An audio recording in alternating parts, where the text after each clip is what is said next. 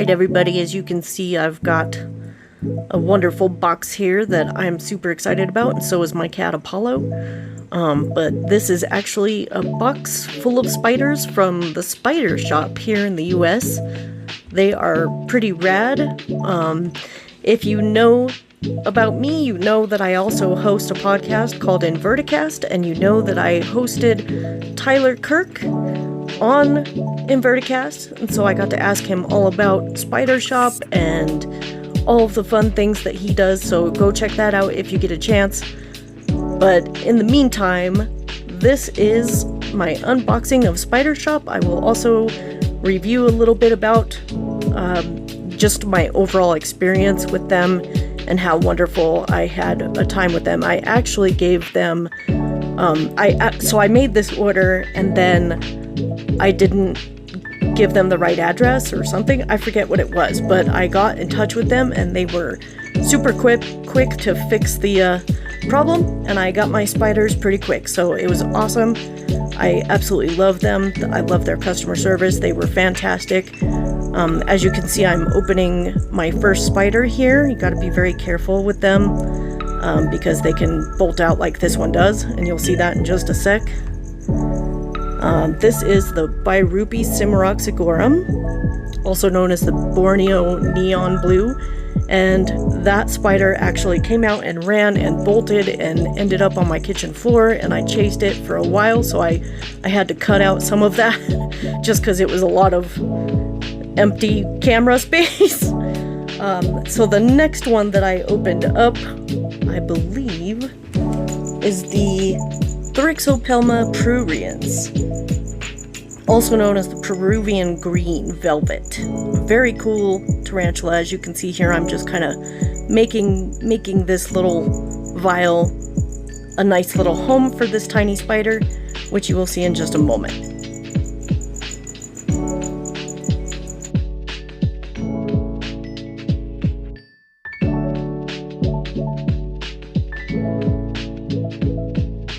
And there she is. She tried to be a little bolty, but I got her right in there, nice and smooth, perfect and easy, even with my cat causing me a whole lot of distractions. And of course I had to peel the stickers just so I knew exactly which spider went where.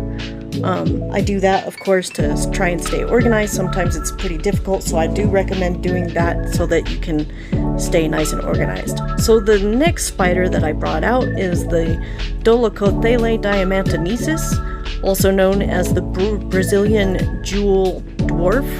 I like to call this the Bronco's tarantula because it actually is a very blue, and then it gets like an orange abdomen when they're adults, and they are really, really pretty. Again, it's a dwarf species, so they won't get more than about 4 inches or so in diagonal leg span. And they do come from Brazil, so I did make sure that there was enough moisture in that little vial. And then again, super easy little rehouse. All I had to do was poke her in there, and boom, bada bing, bada boom. She's nice and safe in her new home. The next species that I am unpacking here is the Theraphosidae species Inca Gold, which I also got to ask Tyler Kirk a little bit about this species. And if you go and check out that podcast, like I said, you will get to learn all about it as well. This was another one that was a pretty easy rehouse. This one did give me a little bit of a runaround at first, but as you can see, it wasn't too hard to get this little guy back in the vial. The only one that was a challenge was my Reputable Cimaroxygorum.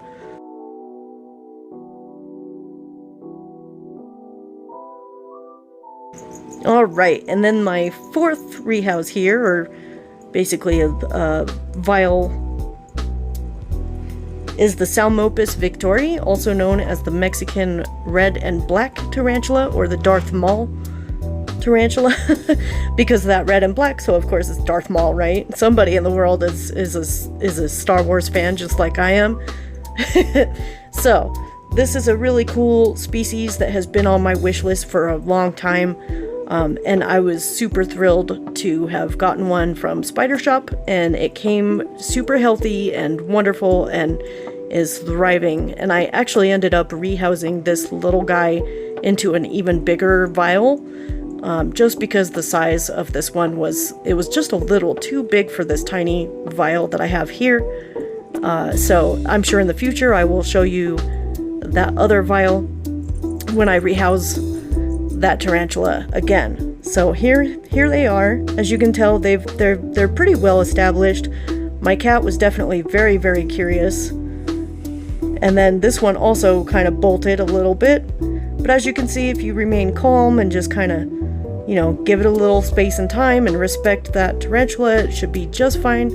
You'll be able to get it into the vial pretty easily.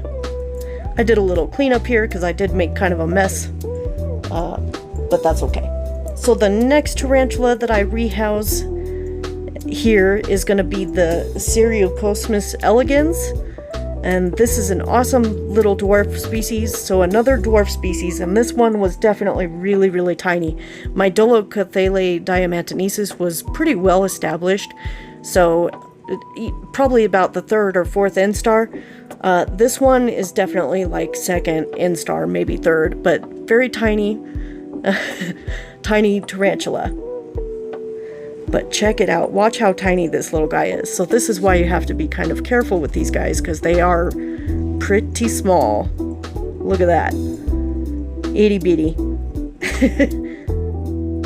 And mine ended up on the table, as you can see, but I finally got this little guy into the vial that I wanted her to be in.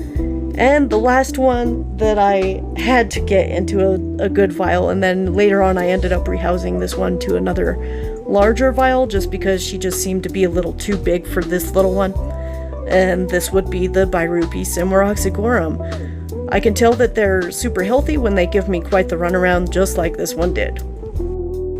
So overall for Spider Shop, super healthy spiders, absolutely fantastic shipping. They packed them really nicely. It was an overall like very easy ordering, very easy customer service. I would say a 5 stars out of 5 stars. I absolutely love the Spider Shop, so I will probably be ordering spiders from them again. And this time it's my other cat Twinkles. She decided to be curious while I was chasing the Birupi Cimaroxygorum for a 3rd time. And that is it. Alright, thanks for watching this unboxing from Spider.